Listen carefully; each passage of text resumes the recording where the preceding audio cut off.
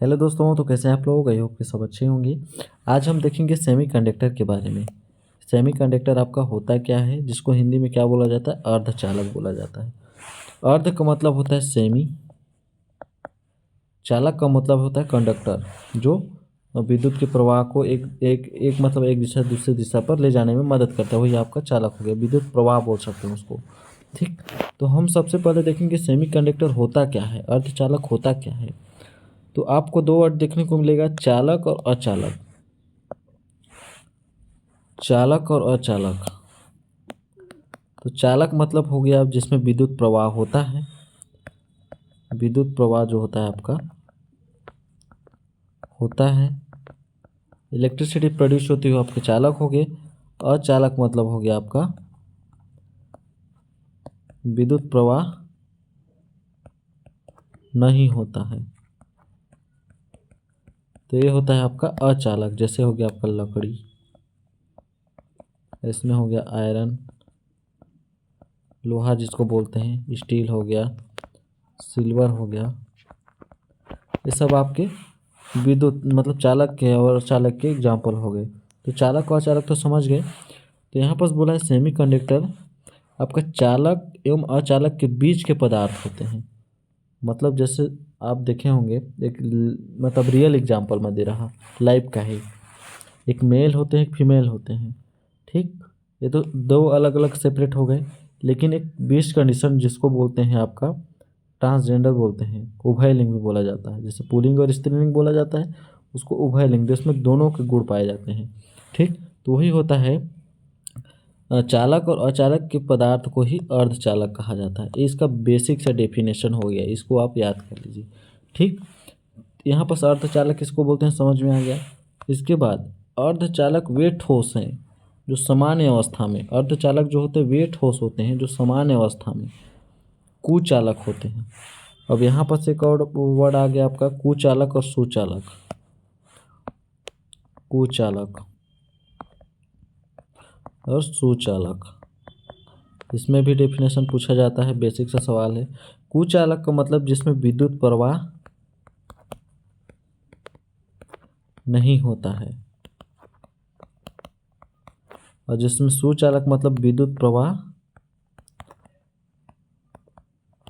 होता है। यहाँ पर इसको बोल सकते हैं चालक या सुचालक या अचालक या कुचालक, जो अभी बताया मैं ऊपर में। ठीक। तो यहाँ पर हो गया आपका अर्धचालक वे ठोस हैं जो सामान्य अवस्था में विद्युत के कुचालक होते हैं। सामान्य अवस्था में उसमें विद्युत का प्रवाह नहीं होता है, किंतु उसे गर्म करो या उसमें कुछ अशुद्धि मिला दो। अशुद्धि मतलब बाहर से कोई पदार्थ मिलाने पर चालक हो जाते हैं। चालक मतलब उसमें विद्युत का प्रवाह होने लगता है। तो ये दोस्त चालक के अशुद्धि में परमाणु में उपस्थित इलेक्ट्रॉन्स के कारण होते हैं, या एक्स्ट्रा इलेक्ट्रॉन हो सकते हैं या एक इलेक्ट्रॉन कम ही हो सकते हैं। ठीक। तो जैसे हो गया आपका सिलिकॉन और जर्मेनियम। सिलिकॉन और जर्मेनियम किसमें ग्रुप 14 के तत्व हैं, 14 समूह के 14 के तत्व हैं, जिनकी संयोजकता कितनी होती है, 4 होती है। ठीक। इनमें अशुद्धि के रूप में किसको मिलाया जाता है, 13 समूह के तत्व।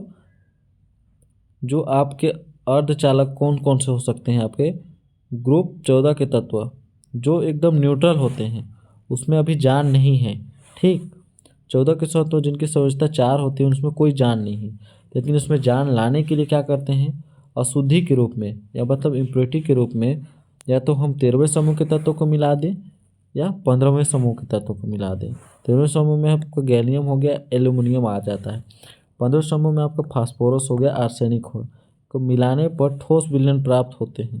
ठोस विलयन मतलब उसमें कुछ कुछ जान आ जाती है, समझ लीजिए कि उसमें विद्युत चालकता बढ़ने लगती है। जैसे सिलिकॉन और जर्मेनियम और आर्सेनिक के ग्रुप 14 के तत्व हैं, जो क्या होता है आपके बेजान है अभी, जिनकी विद्युत चालकता अत्यंत क्षीण होती है। विद्युत चालकता अत्यंत क्षीण का मतलब बहुत कम होती है, चालकता बहुत कम होती है, उसमें कोई चालकता ही नहीं है, अभी कोई जान ही नहीं है। ठीक। परंतु इसमें ग्रुप 13 के तत्व और 15 के तत्वों को सूक्ष्म मात्रा में मिला देने पर इनकी चालकता जो होती है काफ़ी बढ़ जाती है। किसको मिलाएंगे हम? या तो 13 समूह के तत्वों को मिलाएंगे या 15वें समूह के तत्वों को मिलाएंगे, लेकिन मिलाना तो पड़ेगा 14 के तत्वों को, उसे ही हम सेमीकंडक्टर कहते हैं। ठीक, इसके बाद हम यहाँ पर देख लेते हैं, इसके दो टाइप देखने को मिलेंगे आपके। प्रथम केस में आपका एन प्रकार के अर्धचालक या एन टाइप के सेमीकंडक्टर जिसको पूछा जाता है। ठीक, एन टाइप के सेमीकंडक्टर और पी टाइप के सेमीकंडक्टर।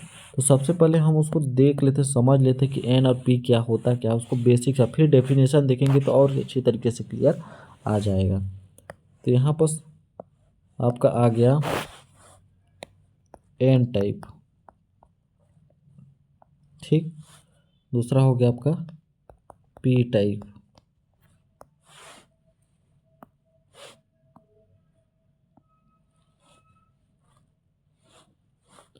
ये कैसे काम करता है समझते हैं। आपको पता होगा सिलिकॉन जो होता है आपका न्यूट्रल है अभी, उसमें मतलब उनकी विद्युत चालकता बहुत छेड़ है, लेकिन उसको चालकता बनाने के लिए क्या करना पड़ेगा? तो सिलिकॉन का एटॉमिक नंबर जो होता है 14 होता है। तो इसका इलेक्ट्रॉनिक विन्यास निकालेंगे तो आपके, जैसे आपका सिलिकॉन हो गया, सिलिकॉन का एटॉमिक नंबर कितना होता है? 14 होता है। ठीक, तो इसके इलेक्ट्रॉनिक विन्यास निकालेंगे तो होता है 1s2 2s2 2p6 3s2 3p2। ठीक, तो इसके आउटर मोस्ट शेल में इलेक्ट्रॉन कितने होते हैं? इसके 4 होते हैं। ठीक, तो यहाँ पर हम सिलिकॉन ले लिए, क्या ले लिए? सिलिकॉन। इसको यहाँ ना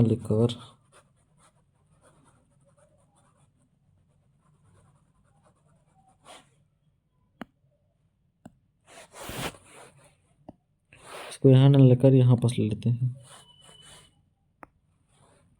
सिलिकॉन हो गया, कितने इलेक्ट्रॉन है आउटर मोस्ट शेल में? 4 इलेक्ट्रॉन है। यहाँ भी सिलिकॉन हो गया, 4 इलेक्ट्रॉन।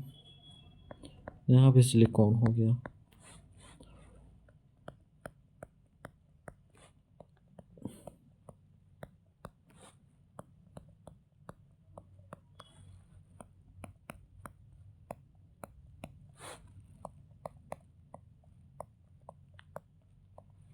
सिलिकॉन हो गया। बस यहाँ पर देखिएगा, एन टाइप में किसको मिलाना पड़ता है? फास्फोरस को। यहाँ पर फास्फोरस का एटॉमिक नंबर कितना होता है आपका? फास्फोरस का होता है आपका 15। तो यहाँ पर देखिएगा इतना तो सेम रहेगा आपका, तो 3s2 3p3। तो एक इलेक्ट्रॉन बढ़ गया, 1 2 3 4 5 इलेक्ट्रॉन हो गया।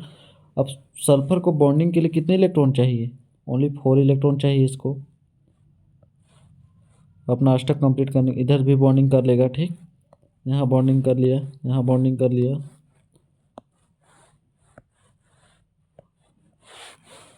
और यहाँ से फास्फोरस से एक इलेक्ट्रॉन बॉन्डिंग कर लिया, यहाँ भी कर लिया, ये जो आपका है यहाँ पर से। ठीक, इधर भी बॉन्डिंग किया है किसी न किसी इलेक्ट्रॉन से। ठीक, किसी न किसी समूह से। तो यहाँ पर देखिएगा एक जो और इलेक्ट्रॉन है एक एक्स्ट्रा बच गया। क्या बच गया आपका? एक इलेक्ट्रॉन जो होता है आपका एक्स्ट्रा बच गया।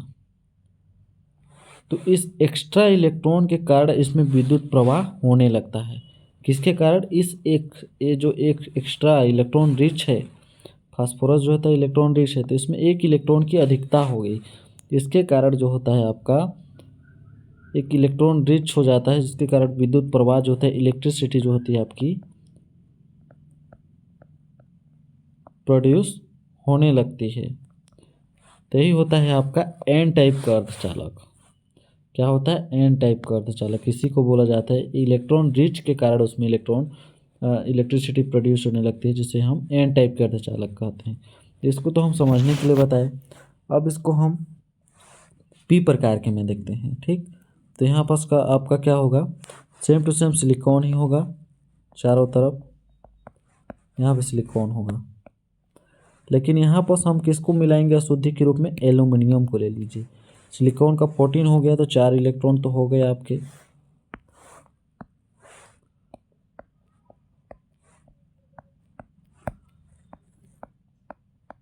चार इलेक्ट्रॉन हो गए।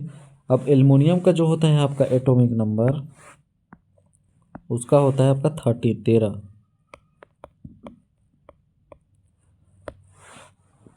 तो हम यहाँ बस 14 का इलेक्ट्रॉनिक विन्यास निकालें तो इसका लास्ट में कितना आ जाएगा? इतना तक तो सेम ही होगा आपका। तो हो गया आपका 3s2 3p1। तो कितने इलेक्ट्रॉन हो गए? 3 इलेक्ट्रॉन। आउटर मोस्ट शेल में कितने इलेक्ट्रॉन? 3 इलेक्ट्रॉन। 1 2 3।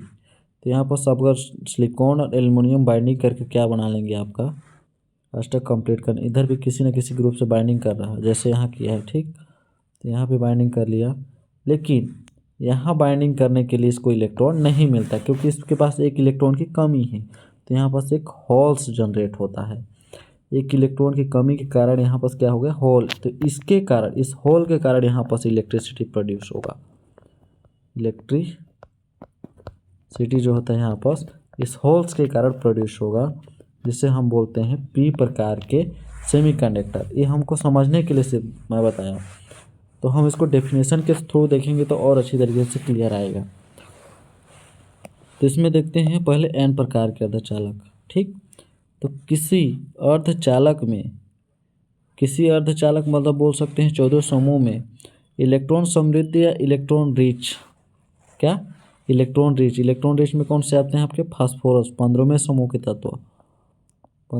के तत्व जैसे हो गया आपका फास्फोरस हो गया, नाइट्रोजन हो गया, ये सब आते हैं, ठीक। अशुद्धि मिलाने से अर्धचालक ऋणावेश में वृद्धि होती है। ऋणावेश मतलब एक इलेक्ट्रॉन की वृद्धि होती है, मैं बताया अभी, वृद्धि होती है, हो जाती है।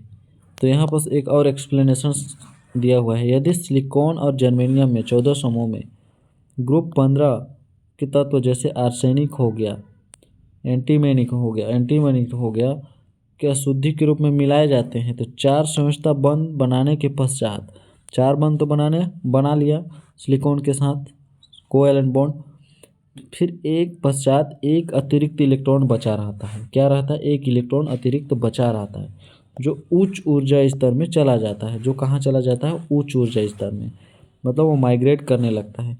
इस अतिरिक्त इलेक्ट्रॉन के कारण सिलिकॉन आर्सेनिक जैसे पदार्थ की विद्युत चालकता बहुत अधिक बढ़ जाती है।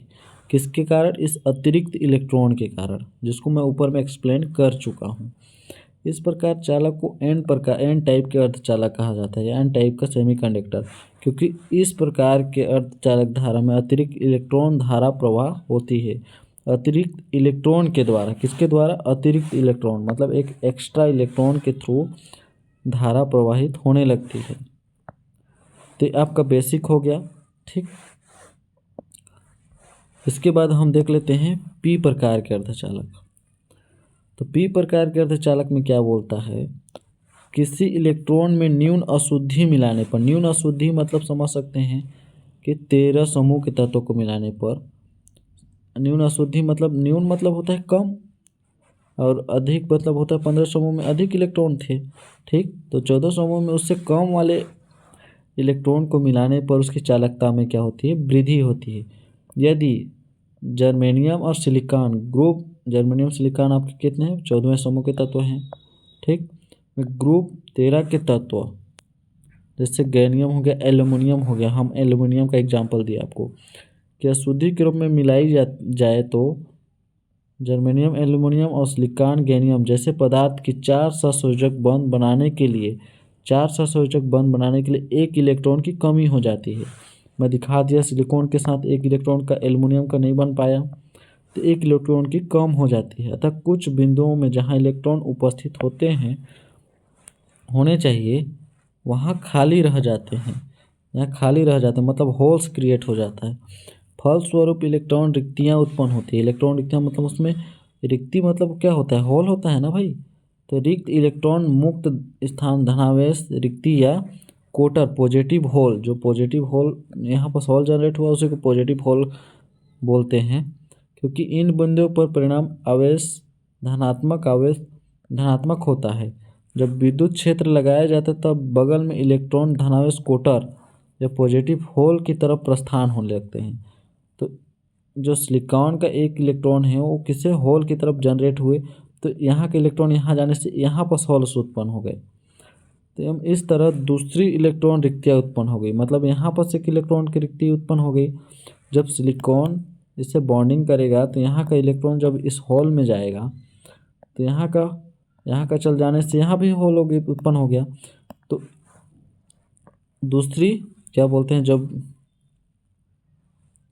इसी तरह दूसरी इलेक्ट्रॉन रिक्तियाँ उत्पन्न हो जाती है, दूसरी जगह होल उत्पन्न हो जाता है।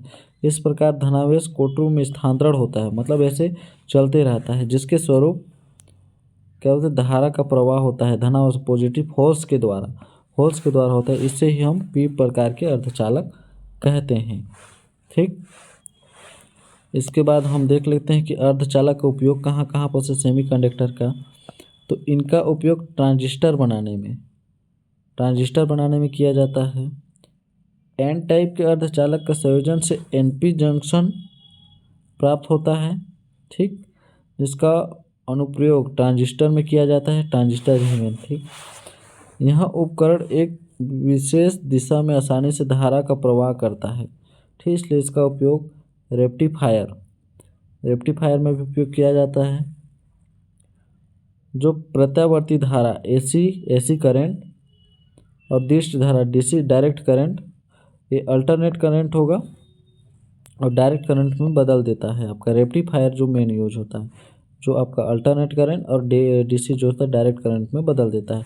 तो ये हो गया आपका क्या होते हैं सेमीकंडक्टर एंड उसके type, N type and P type के अर्धचालक। तो आई होप आपको अच्छे से क्लियर आया होगा। मिलते हैं अगले नेक्स्ट वीडियो में, तब तक के लिए धन्यवाद।